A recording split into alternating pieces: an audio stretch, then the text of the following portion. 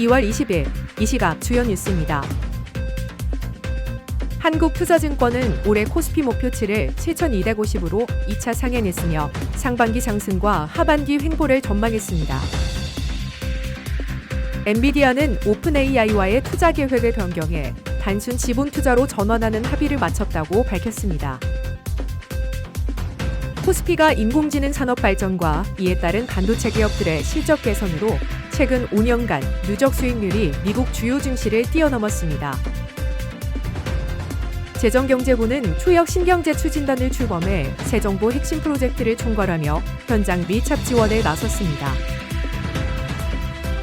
이재명 대통령은 기존 다주택자의 대출 연장을 신규 다주택자와 동일한 규제로 관리해야 한다고 밝혔습니다. 한국투자증권이 올해 코스피 목표치를 7,250으로 2차 상향했습니다. 김대준 한국투자증권연구원은 2026년 코스피 목표지수를 5,650에서 7,250으로 수정하며 이는 지난달 4,600에서 5,650으로 상향한 이후 한 달 만의 조정입니다. 주된 요인은 인공지능 산업 발전에 따른 반도체 이익 증가이며 12개월 선행주당 순이익은 연초 대비 40.5% 상승한 576포인트라고 설명했습니다. 코스피는 상반기에 상승하고 하반기에는 횡보할 것으로 예상하며 미국 정치 불확실성과 환율 상승 부담은 하반기에 영향을 미칠 전망입니다. 자동차, 은행, 조선, 기계 등 이익 민감 업종에 대한 관심도 필요하다고 덧붙였습니다.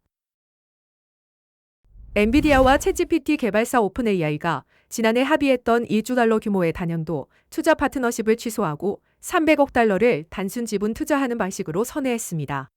이번 투자는 오픈AI가 추진 중인 총 1조 달러 이상의 대규모 자금 조달 라운드의 일환으로 오픈AI는 조달한 자금의 상당 부분을 엔비디아 하드웨어에 재투자할 계획입니다.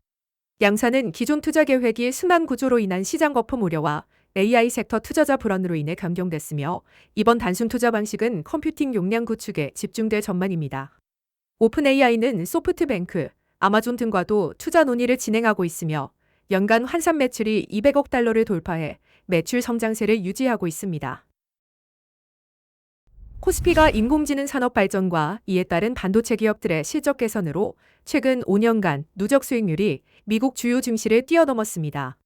20일 기준 코스피는 86.53% 누적 상승률을 기록해 미국 S&P 500 지수와 나스닥 종합지수를 모두 큰 폭으로 앞섰습니다.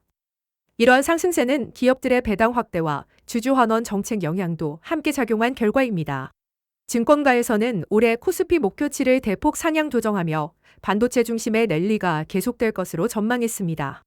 한국투자증권은 배당 성향 증가와 AI 산업 발전 기대를 반영해 내년까지 코스피의 긍정적인 실적 흐름이 이어질 것으로 보고 있습니다. 재정경제부는 기존 신성장 전략 기획 추진단을 개편해 초역 신경제 추진단을 출범했습니다. 9개 부처가 참여하는 이 추진단은 새 정부의 초혁신 15대 선도 프로젝트를 총괄하며 기업 애로사항 발굴과 재정, 세제, 금융, 인재 양성, 규제 개선 등 패키지 지원 방안을 제공하는 역할을 맡고 있습니다. 현장 의견 수렴을 위해 기업 중심 실무 추진 협의체를 운영하며 프로젝트 진행 상황을 상시 점검 체계로 밀착 관리해 사업 효과성을 높이는 것이 목표입니다. 또한 초혁신경제 관련 공공과 민간 수요 창출 모델 구체화가 추진됩니다. 구윤철 부총리 겸 재정경제부 장관은 올해 경제정책의 핵심이 현장과 성과라며 국민이 체감하는 현실적 변화를 위해 초역신경제 추진단을 중심으로 정책 역량을 집중하겠다고 밝혔습니다. 이재명 대통령은 기존 다주택자의 대출 연장을 신규 다주택자와 동일한 규제 기준으로 관리해야 한다고 강조했습니다. 대출기간 만료 후 대출 연장이나 대환대출은 신규 대출과 본질적으로 다르지 않으므로 공평한 규제 적용이 필요하다고 밝혔습니다. 다만 대출 해소 충격을 줄이기 위해 점진적 시행도 가능하다고 설명했습니다. 이에 따라 내각과 비서실에 기존 대출 연장 현황과 규제 방안 검토를 지시했습니다. 부동산 불로소득의 혁파에 국민이 주인인 나라를 만들기 위한 의지를 재확인했습니다.